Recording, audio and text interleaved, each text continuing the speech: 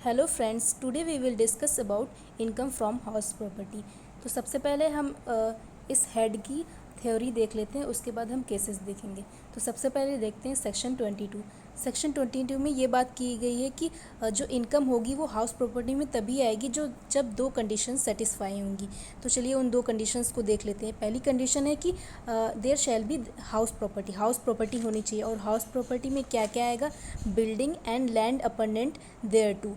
और बिल्डिंग में क्या क्या आएगा? बिल्डिंग में residential, factory building, offices, shops, ये सब चीज़ें आती हैं। अब देख लेते हैं सेकंड कंडीशन। सेकंड कंडीशन बात करती है SSC shall be the owner of that house property. SSC उस हाउस प्रॉपर्टी का ओनर होना चाहिए। अब देख लेते हैं टाइप्स ऑफ हाउस प्रॉपर्टी। दो तरीके की हाउस प्रॉपर्टी होती है, let out property and self occupied property.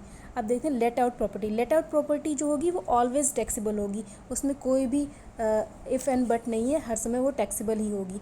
और सेल्फ ऑक्यूपाइड प्रॉपर्टी में आती है अगर हम रेजिडेंस के लिए वो बिल्डिंग यूज़ कर रहे हैं तो फिर अप टू टू प्रॉपर्टी तक वो एग्जेम्प्ट होगी। अगर हमारे पास दो प्रॉपर्टी हैं और वो हम रेजिडेंस के लिए यूज़ कर रहे हैं तो वो टैक्सेबल नहीं होगी।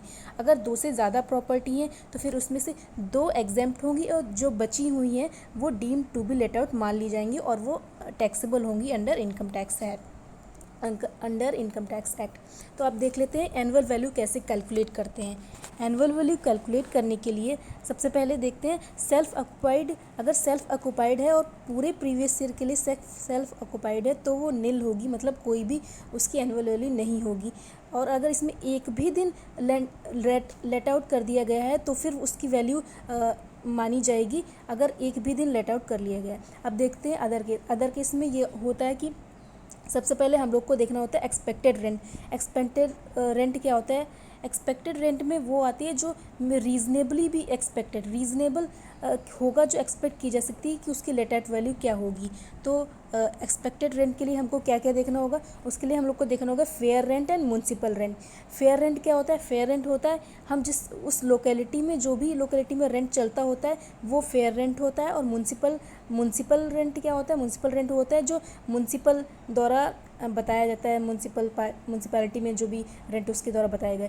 फेयर रेंट और म्युनिसिपल रेंट में जो भी हायर होगा उसको हम लेंगे और उसको कंपेयर करेंगे स्टैंडर्ड रेंट से। स्टैंडर्ड रेंट क्या होता है? जो रेंट कंट्रोल एक्ट वगैरह में बताया जाता है। तो फिर फेयर रेंट और म्युनिसिपल रेंट में जो हायर होगा और उसको कंपेयर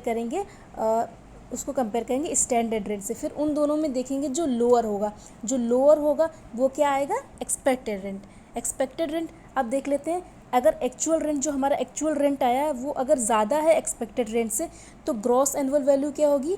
एक्चुअल रेंट मान ली जाएगी। अब अगर देखें एक्चुअल रेंट अगर लेस देन एक्सपेक्टेड रेंट है, अगर हमारा एक्चुअल जो रेंट है वो एक्सपेक्टेड रेंट से कम है तो फिर अगर ये, और इसका एक कारण है कि अगर वो पूरे हमारा जो है वैकेंसी के कारण ऐसा हुआ है कि हमारा एक्चुअल रेंट जो है वो कम आ रहा है और एक्सपेक्टेड ज़्यादा आ रहा है। तो इस केस में अगर वैकेंसी के लिए है तो प्रूव हो गया है तो फिर ग्रॉस एनुअल वैल्यू क्या होगी? एक्चुअल रेंट मान ली जाएगी। अगर वैकेंसी आप प्रूफ नहीं कर पाए तो ग्रॉस एनुअल वैल्यू जो एक्सपेक्टेड रेंट मान ली जाएगी।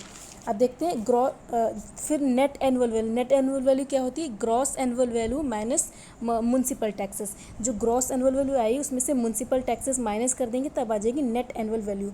अब नेट एनुअल वैल्यू में जो अब डिडक्शन जो है सेक्शन 24 में डिडक्शन दिए गए, तो नेट एनुअल वैल्यू में -30% माइनस कर देंगे तब कौन सी आ जाएगी? Income from house property. तो यही हमारी इनकम फ्रॉम हाउस प्रॉपर्टी है। अब इसके केसेस हम नेक्स्ट वीडियो में डिस्कस करेंगे। आई होप आपको ये सेक्शंस अच्छे से समझ में आएंगे। आप इसको फिर से दोबारा देखिएगा क्योंकि थोड़ा सा टफ है ये। तो thank you so much. Please share, like and subscribe this channel.